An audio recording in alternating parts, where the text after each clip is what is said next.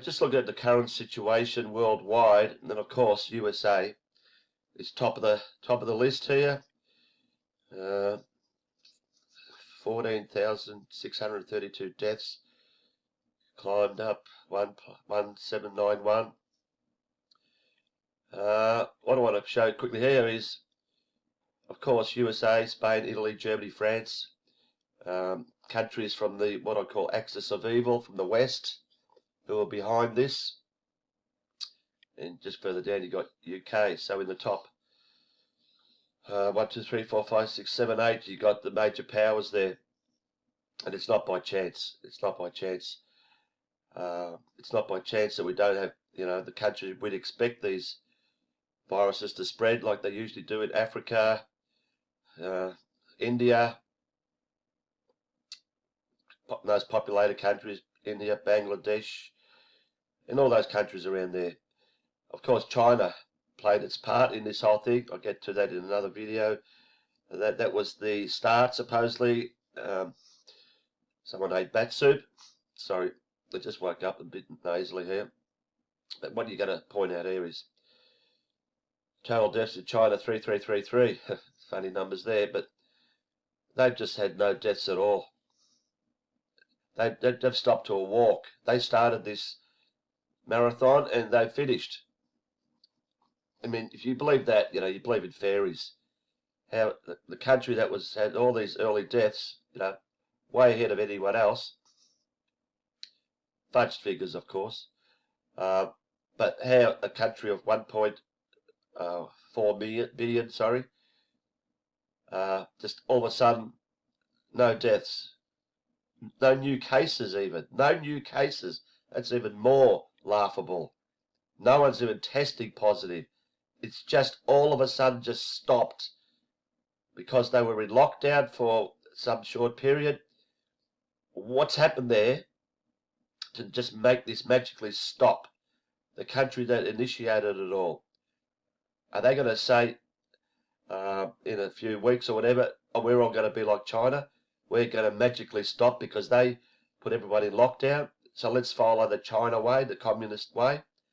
That is absurd what they're showing here. Not one single case in whatever 24-hour period, whatever. You can go back and check these figures compared to what it's been like 1, 2 weeks ago. It is a joke. But what I'm going to show you is a bigger joke. Here it is on the New York Times. There it is, I'll show it. New York Post, same thing. Feds classifying all coronavirus patient deaths as COVID-19 deaths regardless of cause. I've been speaking about this for a while now, where I've made a video, probably my main video on all this, saying that people are dying with COVID-19 or coronavirus, with it. They are not dying from it. And what you're going to see, I mean, it's an amazing coincidence what you're going to see in a second. So they're dying with it. We've all got coronavirus. I won't get into all that. We know we all got it. We got different levels of it.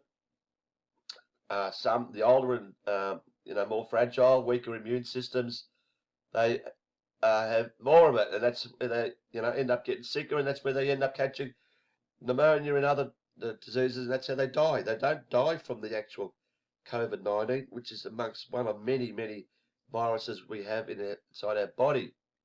People must understand that a virus is your own unique autoimmune reaction to stresses. And the fever, when you get a fever, when you heat up, that is the way of ridding the body of that virus. Viruses are just solvents that aid in detoxing our bodies, of actual harmful things. That's what it's about. Do your research. It's a fact that coronavirus is not a cause of the illness we have. It is a reaction to the illness. But I'll get on to that in another subject. I just want to play this video here. This is unbelievable. Let's hear what this woman says. There are other countries that if you had a pre-existing condition and let's say the virus caused you to go to the ICU and then have a heart or kidney problem. Some countries are recording that as a heart issue or a kidney issue and not a COVID-19 death. Right now, we're still recording it, and the great thing about having forms that come in and a form that has the ability to mark it as COVID-19 infection, the intent is right now that if someone dies with COVID-19, we are counting that. There it is. She said it. With COVID-19. We all have COVID-19. We all have COVID-19. Just stop that there. She's plainly saying it there. That's why clearly the United States has surged above anyone else. Like I said, these figures are fudged anyway, but they have surged to the top and are still surging, as she explained, because anyone with COVID-19 is being recorded, even if they die from cancer, even if they die in a car crash, even if they jump off the cliff, that is being recorded, and people are going to know it. They're plainly telling you here right now. I just want to read anything here. The Fed government is classifying the deaths of patients infected with the COVID-19 deaths, regardless of any underlying health issues that could have contributed to the loss of someone's life. What more do you need to be told? Deborah Birx, the response coordinator for the White House Coronavirus Task Force, said the Fed is continuing to count, Fed government that is continuing to count the suspected COVID-19 deaths despite other nations doing the opposite. Why are they doing the opposite? Why aren't they doing the whole thing together? I mean, the figures that we're showing in that map are all bullshit, you know? They should all be consistent, doing the same thing. But no, the United States has to go on its own way to pump up these figures. There are other countries that if you had a pre-existing condition and let's say the virus caused you to go to the ICU and then have a heart or kidney problem, some countries are recording that as a heart issue or a kidney issue and not a COVID-19 death. Of course they died from the heart attack or the kidney issue. COVID-19 has got nothing to do with them dying. But as she clearly says here, people are going to know this. They're going to just pump up these cases and just say that any of these COVID-19 deaths, doesn't matter how you die, that's how they're going to say people die from COVID-19. The intent is if someone dies of COVID-19, we are counting that. With, they should put that in capital letters. With, we all have COVID-19. We don't die from COVID-19. I won't go any further. You get the gist here. But then I'm going to show you something unbelievably coincidental. Is this a coincidence? I was just starting to make that video. Email. YouTube. Your video has been removed from YouTube. This is the 9th of April, 8:46 a.m. Hi, Peekay Censored. As you may know, our community guidelines describe which content we allow and don't allow on YouTube. Your video, people don't die from the virus, they die with the virus, was flagged to us. Flagged by who? What's this flag bullshit? Upon review, we've determined that it violates our guidelines and we've removed it from YouTube. Thankfully, has not resulted in a community guideline strike, which luckily, I've had 3 coronavirus videos removed and all haven't given me the strike, but one has given me a strike, and I'll get into that soon in a video I'm going to make later today. But what a coincidence.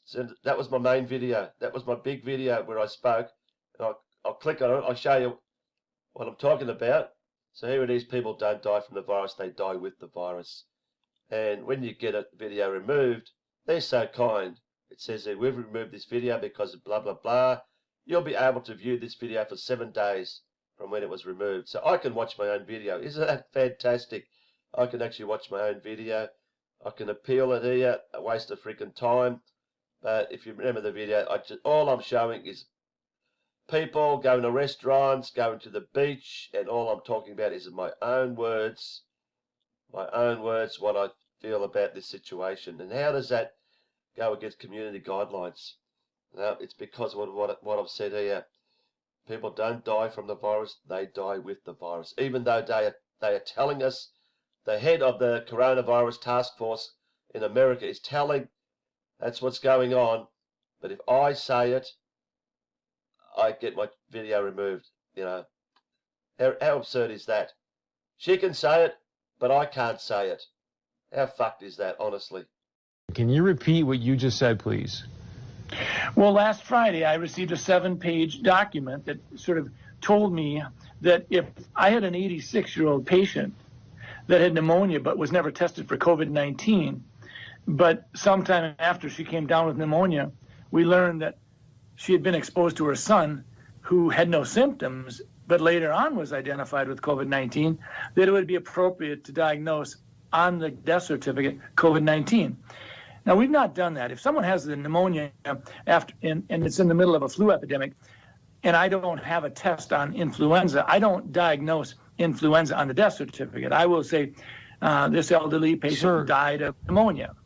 I don't mean to interrupt you, but my heart is sinking right now as you're telling me this. You're a doctor.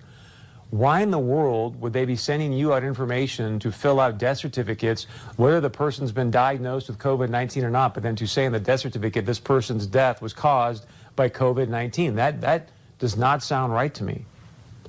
I went to the person in our office who does most of the death certificates over the last 10, 20 years, and I said, does this sound right? I had her look at the documents that I'd printed off, and she said, well, we've always been told that you always put down just facts. You don't put down any probabilities. You don't put any presumptions down. It's just what you know. And so this is concerning, and it actually gets to your point, Chris. When we start talking about the data that goes into the modeling, we have to ask ourselves a question. Are we being forthright? Are we sharing with the public?